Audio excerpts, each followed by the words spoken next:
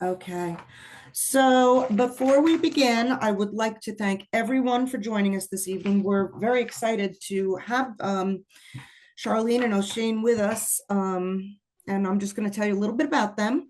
So Charlene Fernandez is a French filmmaker who has lived in Ireland for 8 years. Her work focuses on rehabilitating microhistories through intergenerational memory transmission, a theme she explored in her previous documentary, Maria. In her current project, she seeks to uncover the forgotten story of Joseph Poole, whose sacrifice helped shape Ireland's path to independence.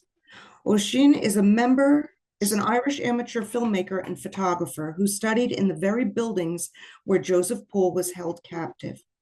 While studying film and TV at the Griffith College and previously working on the marketing team, Oisin became increasingly curious about the mysteries surrounding the campus and its history.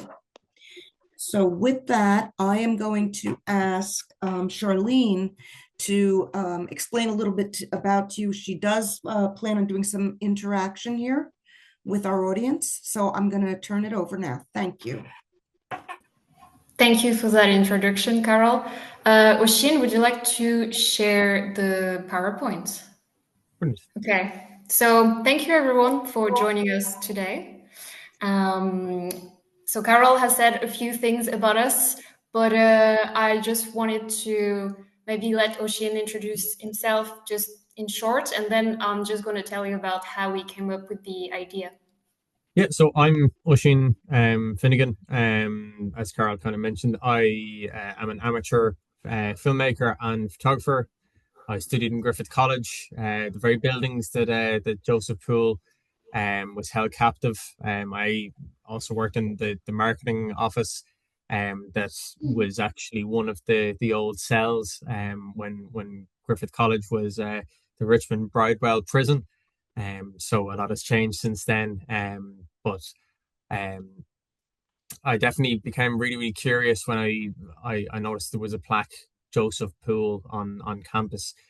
And thankfully Charlene shared the level of curiosity that I had. And thankfully we were able to create this wonderful documentary. Yeah, and so as Carol was saying, I've been living in Ireland for 8 years, but I'm originally from France. And years ago, I made another documentary about my grandmother's story, who escaped the fascist regime during the Spanish Civil War. And that experience really sparked my interest into the micro histories, the small personal stories that I often lost into the more grand narratives. If you can go on the next slide here. And so, yeah, during that process, there was a museum curator who said something that really stuck with me. She said the second crime is forgetting. And so that quote really stayed with me. And I feel like in many ways, this documentary about Joseph Poole is a natural continuation of that work. So tonight we're going to talk not just about a man and a movement, but about memory, about identity, and about the human dimension of political resistance. We'll also share clips, short clips from the documentary itself, and a few behind the scenes, and then we'll finish off with the Q&A as well. But throughout this, I'd like to kind of keep following with a few kind of questions. So how many people will be able to answer this question would be great. So how does Joseph Poole's legacy still resonate to this day? That'd be great to look at. Yeah, it'd be good to keep that question in mind as we go throughout the talk. So yeah, let me tell you a bit about the documentary. What is it about? So it was filmed on the campus of Griffith College in Dublin, and it delves into the life of a young man who became a key figure in the Irish struggle for independence. Through interviews with descendants and archival footage, it traces Joseph Poole's involvement with the Fenians in the 1880s. Now, how did we come up with the idea? So, first of all, the college we worked for is called Griffith College, and it was named after Arthur Griffith, who was an Irish leader and the founder of the Sinn Féin party, a major political party in Ireland. And around the 1900s, Arthur Griffith was among the few who continued to recall the case of Joseph Poole. So it's quite fitting that a college bearing his name would then help the Poole family in remembering their ancestor. And so I was just starting my role in Griffith College as a communications coordinator, and I took a tour of the campus, which I learned used to be a prison called Richmond Bridewell. And this tour was led by Robbie Smith, the former head of the journalism faculty. So he talked about the different Irish prisoners who had been held in the buildings, such as James Stephen, Daniel O'Connell, and of course, Joseph Poole. And it really sparked my interest. And over the next year and a half, I worked on highlighting this story and creating an independent documentary alongside my main role at the college. We're going to show you a short clip from the tour, which wasn't included in the documentary, but it kind of gives you a glimpse of the conditions in the prison at the time. So I'm going to flick to that now. Most of the people in the prison were here for begging. And the punishment was 24 hours in the prison.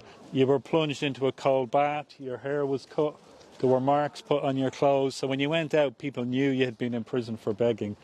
If you really misbehaved, they left people out in the cold in the winter. They had cages, apparently. They had a steel helmet that Dominic came up with that you could put on people's heads, and straitjackets, depending on how they misbehaved. It was a cold prison and a quiet prison, so prisoners weren't allowed to talk, and they were punished if they were talking.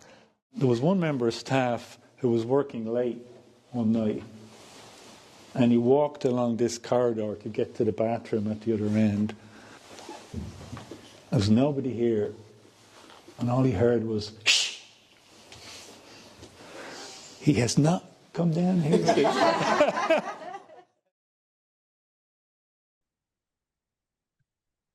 This kind of gives us a glimpse of the life in which Joseph Poole was imprisoned. A cold and silent, designed to kind of break people.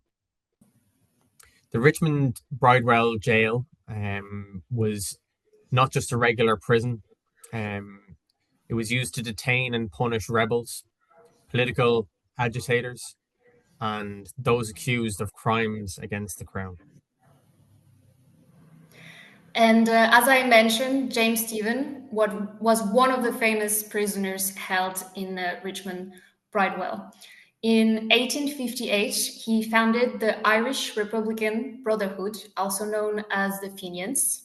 And the Irish Republican Brotherhood was a secret organization that wanted to use revolutionary means in order to achieve an independent Ireland.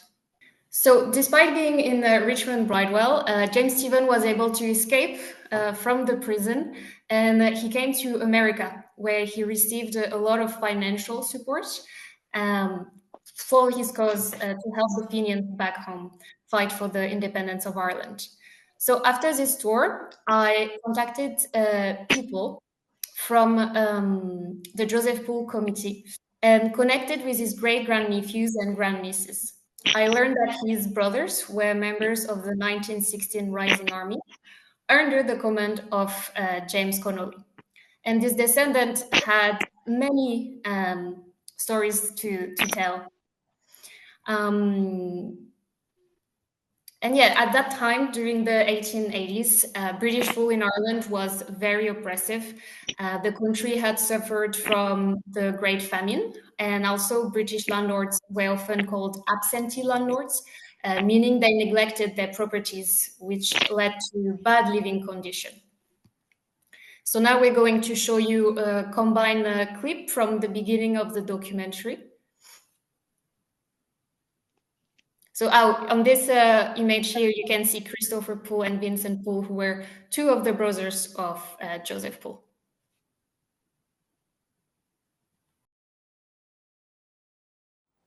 Joe was fearless. He wasn't afraid. Once he was in the Fenian Brotherhood, he knew that he had to take it as it came. There was no way Joe was ever going to bend the knee to anybody.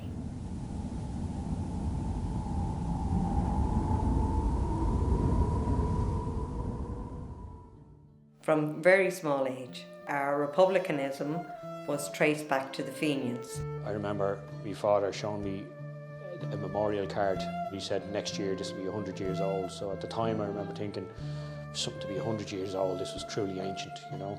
A name was mentioned, a murder was mentioned.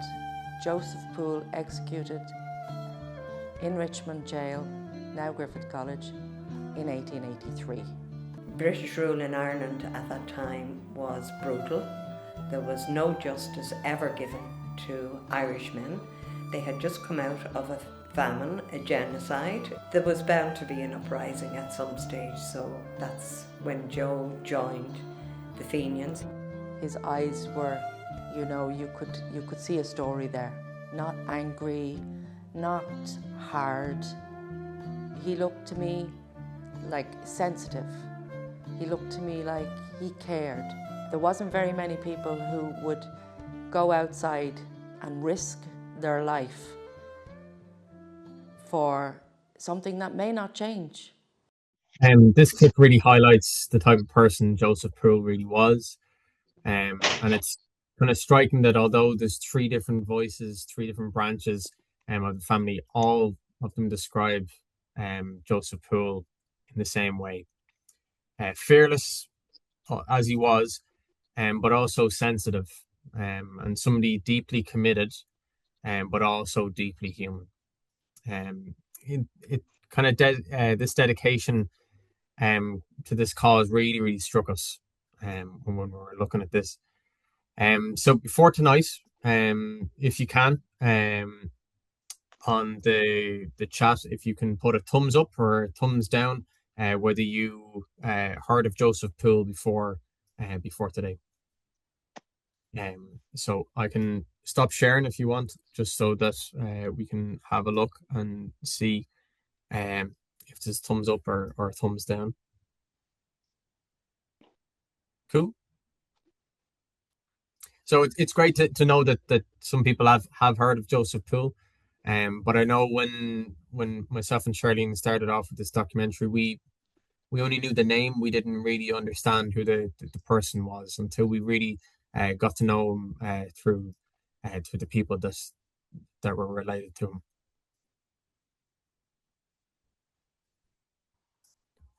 So I'm going to go back to sharing the screen now. And so, yeah, I'm going to walk you now through Joseph Poole's life from his birth to his death.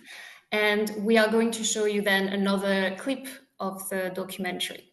But because I don't want to give everything that is in the documentary, I'm going to try to summarize and simplify the story a little bit. So Joseph Poole was born in 1855. He lost his mother when he was still a teenager, and not long after, he joined the Irish Republican Brotherhood. He was barely an adult, and like many young men of his generation, he was drawn into a movement shaped by loss, injustice, and the promise of change. So on a summer night in July 1882, Poole attended a Fenian raffle in Dublin. Afterwards, he walked home with a friend called John Kenny to Kenny's house, who was living on Seville Place. They shared a few drinks with Kenny's wife, Sarah. It was ordinary, familiar. Nothing about the evening suggested what was about to happen. Just before midnight, Poole stood up and said he was heading home, and Kenny offered to walk him to the end of the lane. Sarah waited for her husband to return, but he never did. The next morning, Kenny was found dead, shot and stabbed on Seville Place.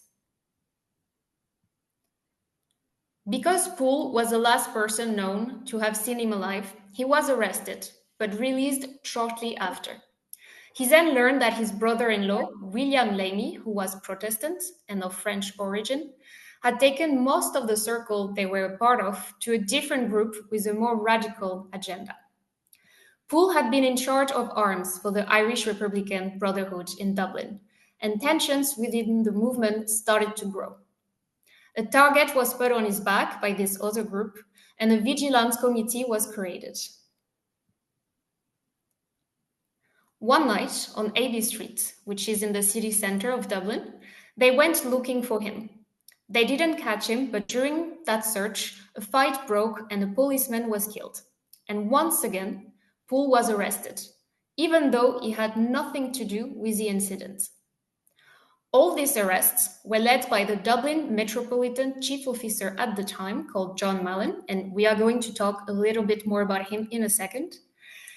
And there was still not enough evidence to convict Poole for the murder of this policeman. So he was released, only to be rearrested for the murder of John Kenny, because new evidence had come to light, the testimony of Sarah, the wife of John Kenny. And what follows is not just a legal story or a political one, but it's a story shaped by fear, loyalty, betrayal, and memory. So a first trial took place in November 1882. The Crown attempted to argue that Poole had led Kenny from the house to his death. Sarah confirmed that the two men had left together, but the evidence was still weak. The first trial ended with a verdict of not guilty. And the following year, in November 1883, there was a second trial. This time, the Crown used what was known as a packed jury. So this meant selecting jury members who were more likely to deliver a specific verdict, often excluding Irish Catholic people to ensure a better outcome for the Crown. Kenny was revealed to be an informer, but he was also a friend of Joseph Poole. And what's hardest in the story isn't the violence, but it's the closeness, because the chief witness against Joseph Poole was William Lamy, his brother-in-law. So this brings us to the informer system in Dublin. At the time, British authorities often tried to get people to inform with money or promises of freedom. And this system was known for creating distrust and tension within communities, as people were often coerced or tempted to betray their own. One detective in particular, John Mallon, whom I mentioned earlier, became notorious for this practice. He was known for targeting men at their most vulnerable, trying to turn fear into testimony. William Lamy, who had no historical ties to Ireland, saw this trial as a chance to start a new life. He testified during the second trial that on the night of the murder, Poole told him that Kenny would tell no more, and that Poole had asked him for an alibi. However, the descendants of Poole explained in the documentary that he never sought an alibi before the incident. He had admitted to the police to being with Kenny. But the testimony of his brother-in-law labeled Poole as the leader of the Vigilante Committee. In the end, the informer's words carried weight, and William's Lamy position as a family member made his testimony even more significant. So this is a picture recolorized of Joseph Poole's brother-in-law, William Lamy. So the second trial ended with a guilty verdict, and Poole was sentenced to death by hanging. Now I'm going to show you a clip of the verdict as narrated by Poole's grandnephew and grandnieces. As you watch it, I'd like you to listen not just to what is being said, but also how his family carries memory across generations. The newspapers at the time are, I suppose the way they're written, it pulls on the heartstrings. It describes Poole standing forward in the dock, and he made what's a fairly well-known speech. As he was making the speech, his father, Frederick Poole, let out a cry, "Joe, my Joe," and had to be helped from the court. He was sobbing, but Joe stayed firm. He didn't show any sort of weakness at all at that stage, which we were proud of. We're very proud of him. So this clip really brings to life the spirit of the Irish revolutionary movement. And here's additional quote from Joseph Poole's speech. So what his speech read was, "I believe it is on account of being an enemy, humble as I am, of the government under which I have the misfortune to live, that I have been prosecuted in the manner that I have been. It is not for murder, it is for being a member of the Irish Republican Brotherhood that has brought me to the scaffold, and I am prepared to die for it." These kind of words really echo the determination and really defined the era that Poole was in. Thank you for this, Oisin.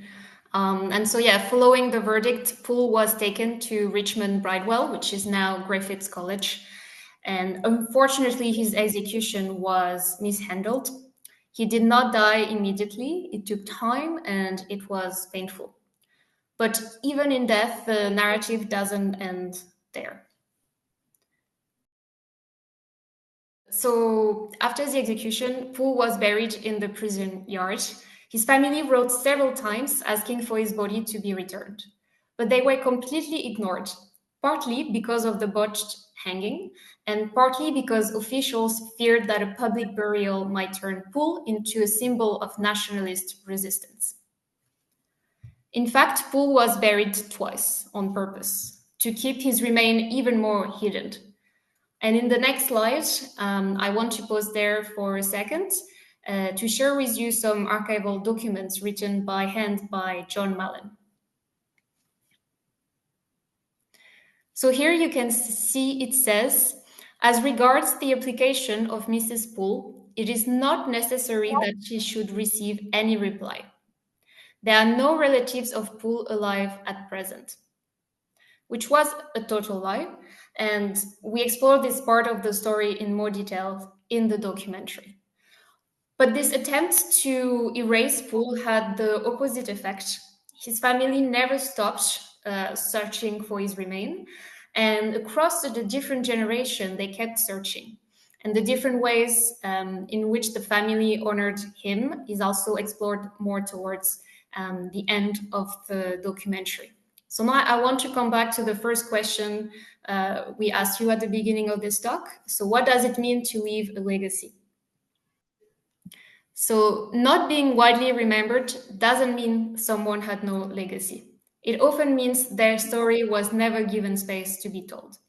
A legacy can be the consequences of an injustice, the impact of a death on a family, the way memory is passed down, or the fact that descendants are still talking about it generation later.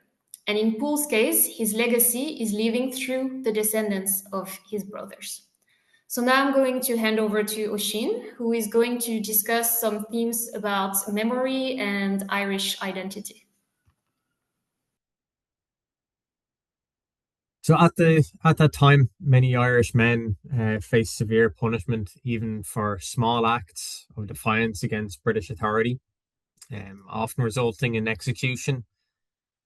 Poole's story is not about fame or victory, but about commitment and sacrifice. He was a lesser-known figure associated with the Fenian movement, one of many men who supported the struggles for Irish independence from British rule. While not a prominent member, he represented the thousands of individuals who worked quietly behind the scenes and helping to organize or to fund or to protect Fenian activities. His story reminds us that Irish freedom was achieved not only by famous revolutionaries, but countless ordinary people who rarely appear in the history books. His involvement carried serious personal risk, including arrests and imprisonment or lifelong obscurity. Being Irish, I definitely think was being about being persistent, a loyalty to a cause that's bigger than yourself. Meanwhile, the legacy is about the choices we make and the values that we uphold. Memory keeps those choices alive, and remembering ordinary people like Poole who shape um, how we see ourselves and our communities. Um, the legacy is living on in the values and freedoms passed down through those memories. Now, think for a moment about the word sacrifice. So, what does it mean to you? I'd like you to, if you can, to type one or two words that come to mind when you hear the word sacrifice. Don't overthink it, just whatever kind of comes to your head.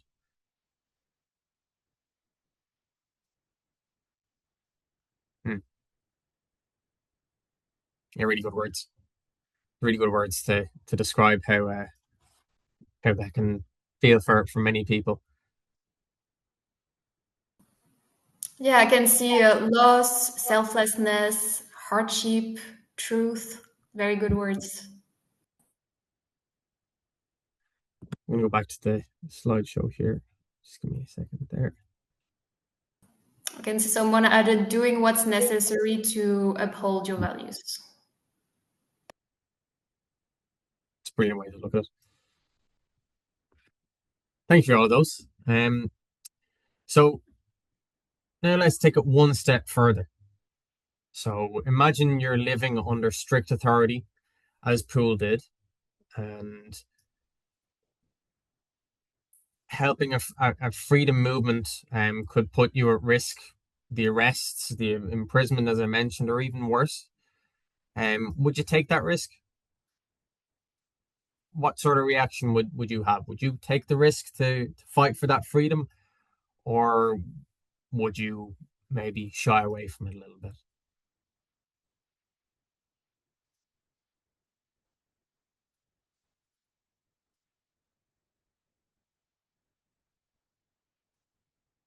I know personally, I would love to say that I would, but it's a very hard thing to say, I think.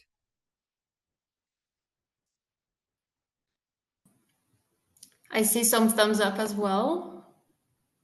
Brilliant. Well, I'm hoping that you guys can fight for that, and I can help in any way that I can. My thumbs up doesn't work, so I've clicked it at least 5 times, so you should have it there. 5 thumbs up, then you're right up the very front of that. Aileen as well, corner 2. Very good. Brilliant. So this kind of helps us understand what it meant to be living with courage in a time of oppression, even the likes of today's age as well. Is one fair answer: you don't know the answer to that question until you find yourself in that predicament?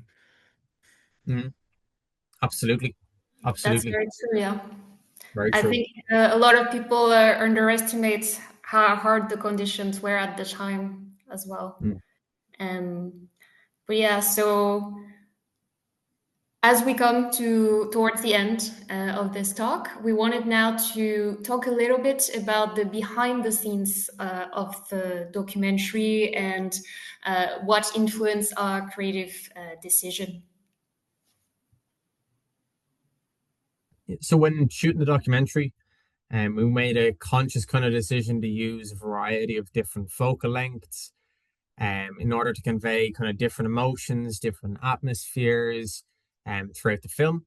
So each lens was chosen intentionally, and we wanted a certain shot to feel more intimate, make it more reflective, or even distant, depending on the subject matter being discussed within the scene. By varying the focal lengths, we're also able to subtly influence how how the audience or people kind of connected with the story or the historical weight behind of it. We aim to create kind of an older, kind of more traditional feel to the documentary to kind of reflect the time period associated with Poole's life. One of the key kind of techniques that we used was that kind of shallow depth of field, and particularly in kind of those mid shots, those kind of shots, which kind of allowed for the viewer to focus firmly on the subject, with kind of that soft blurriness in the background. This kind of visual approach helped us kind of isolate the interviewees from their surroundings, reinforcing the seriousness of the subject matter and encouraging the audience to engage deeply with what was being said by the people that we interviewed. The contrasting backgrounds on the various different rooms that we filmed in also played an important role in the cinematography. Each location offered a distinct visual texture and an atmosphere, which helped to reflect the passage of time and changing the purpose of the spaces that we were shooting in. This contrast added that kind of visual interest, while also reinforcing the documentary's theme and history in memory and transformation as well. So when deciding on these locations, we thought that it was essential that each one of these rooms that we shot in held a significance to the story of Joseph Poole. So we kind of discussed and chose these historical buildings within Griffith College around the campus, and including the buildings where Joseph Poole was hanged, the former office of the prison warden, which is now the president's office, and also the Daniel O'Connell building, which occupants within these areas would have had prison cells. It's also where my office used to be as well. And these locations allowed us to physically ground the documentary in the places Joseph Poole's story unfolded. It was important to see the locations that have now not only changed since Poole's time, but they continue to evolve. And Griffith College is a powerful example of this, transforming that has changed from being a prison to an army barracks and eventually into a third level institution. This ever-changing landscape reinforces the passage of time, and while highlighting how the past still lingers within these spaces. So despite these changes, we also were careful to remain true to Joseph Poole's story.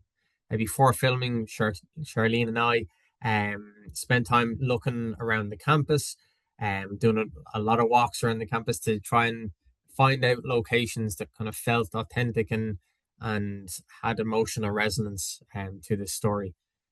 This process allowed us to connect more deeply within these spaces and consider not only from a visual point of view, but to stay true to that story.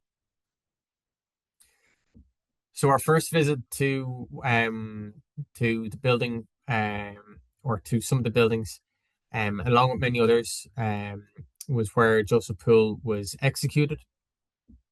And the atmosphere, knowing that the story made it feel more unsettling, and despite its modern use as a classroom and as a space for students to use, it felt as though the history of the building still lingered in behind it, which reminded us that the events had taken place within that building.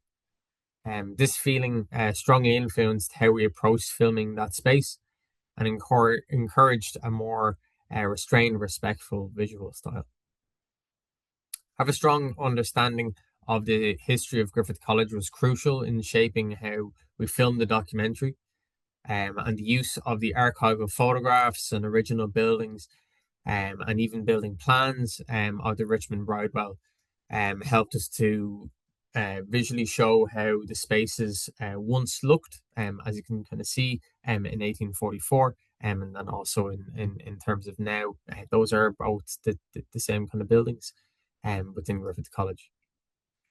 Yeah, so the historical knowledge informed us on how we were going to frame the shots and the kind of movement that we were going to use behind the camera, and the overall approach that allowed us to honor Joseph Poole's story while capturing the evolving identity of the site of Griffith College. And on this still image from the documentary, you can actually see the memorial plaque that was put on one of the buildings of Griffith College to honor Joseph Poole. And this is Robert Delaney, who's one of the people we've interviewed as well for the documentary looking at the memorial plaque.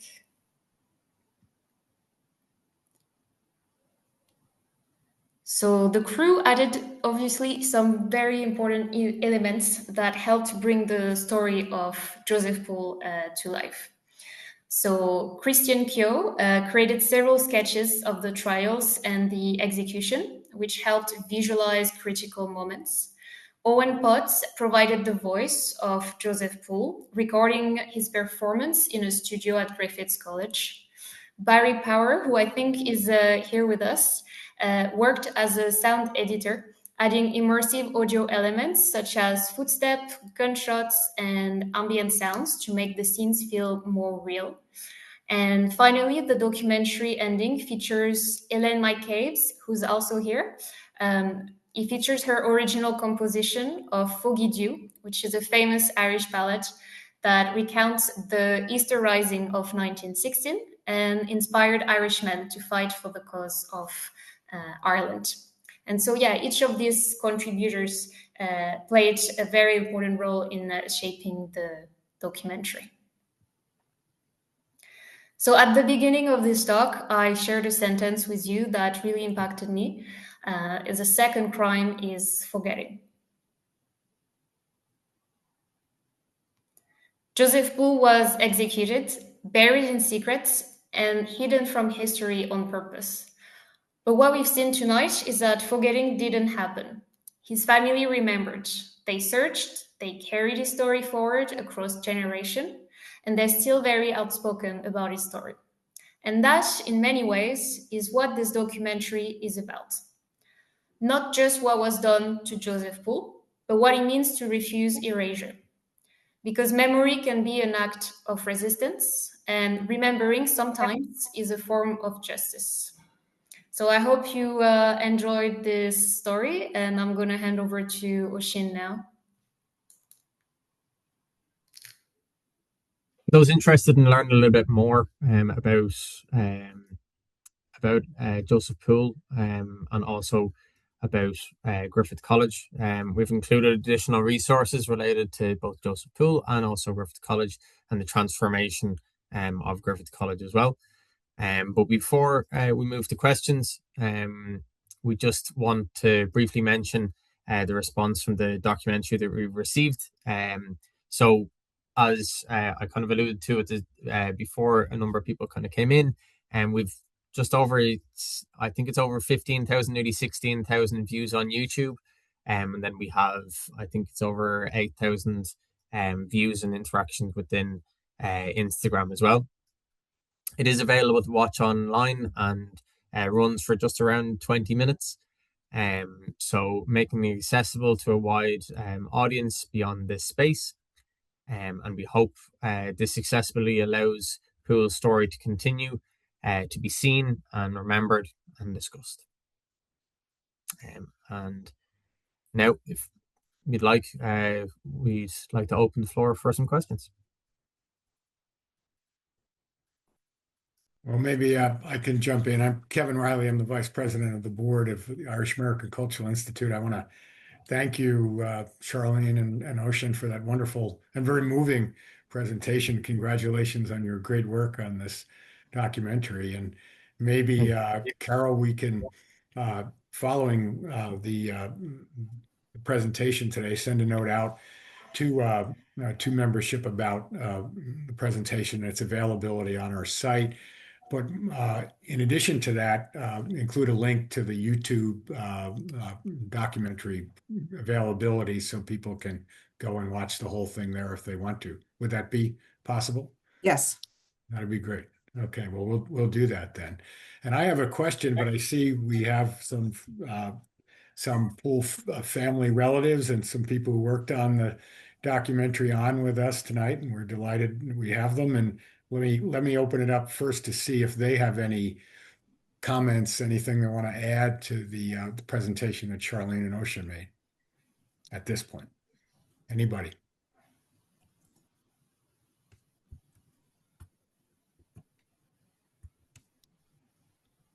My name is sorry.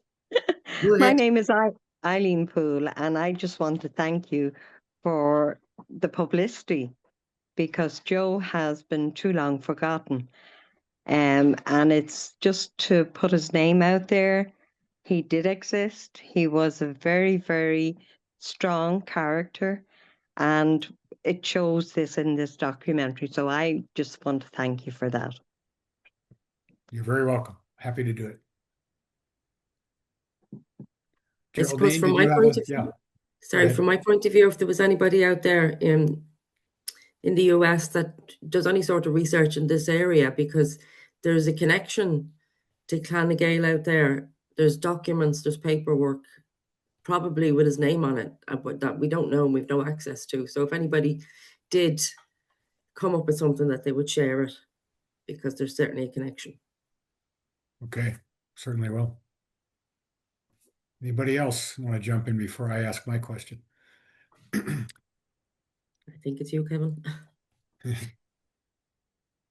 All right, well, let me ask. I noticed in one of the excerpts from the letters from Malin that you showed, there was a reference he made to Mrs. Poole's application. What was the nature of that application? So Mrs. Poole in that part is actually the stepmother of Joseph Poole, and his father passed away a few years after him, and he was buried in Glasnevin Cemetery in Dublin. So they wanted to get the remains back of Joseph Poole so he could be buried with his dad, basically. I think it's also important there, Kevin, that this was when he was found, when the building work was going on. So this was 1898, 15 years after. So she had somehow got wind of it, found out. She'd gone to a solicitor had written a letter to say that they should be able to claim the body now, because once it's not a jail anymore, the sentence is over, the body should be released. Right. And she was at the gates when, they replied saying there's no relatives. She was actually there at the gates. Mm-hmm. So this was 15 years after the execution. Thank you. All right. Any other questions, reactions? All right. Well, hearing none, I want to again thank Charlene and Ocean for their presentation tonight, and we'll see if we can get it around to as many additional people as we can, along with that link to the documentary. And I think we'll have interest among our members in seeing what you've done tonight, and then tapping into the documentary as well. And with that in mind, maybe one other question. So what kind of reaction to the documentary have you gotten, if any, from the Irish government, from Irish media companies? Anything you can say about that you want to say about that? Yeah, so I got a few Irish groups on social media reach out to me to ask if they could share the trailer with their members. And then I also got some very extended members of the Poole family reach out to me saying, oh, I'm like far like a great grandnephew or grandniece of Joseph Poole. I've heard about his story, and the reaction has been very good so far. But we're still trying to push it and to try to advertise it as much as possible. Mm-hmm. Wonderful. All right. Well, with that, Carol, unless you want to add anything, are we done? If anyone is interested in receiving notifications for our future presentations, I did include my email there in the chat. Please feel free to email me. And we will be sure to subscribe you. And we usually do the talks every month on a variety of subjects. Very good. Thanks again. Have a wonderful evening. Thank you so much. Appreciate your being here, everybody. Okay, Thanks so much for having us. Bye-bye. Bye-bye. Thank you. Thank you.